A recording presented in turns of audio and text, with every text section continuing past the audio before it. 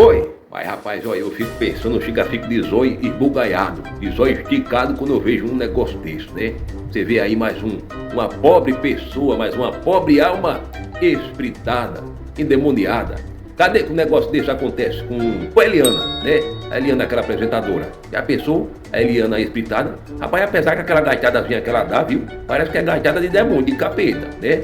Mas não acontece, não é só com o pobre essas coisas. O pobre vai para a igreja, acontece isso. Agora, com afortunado, né, a miliardário, celebridade, o demônio não vai.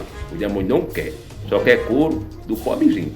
Só tem tara, só tem tesão no couro do pobrezinho, viu? Eu duvido a Eliana ficar desse jeito. Fica nada, fica de jeito maneira. É só os pobrezinhos coitados, viu? Eu não vou nem comentar esse vídeo. Quem quiser comentar, que comente, mas eu tô fora. Agora ele é uma pesquisa, produção, edição e apresentação de Visconde. Quem vai comentar é você.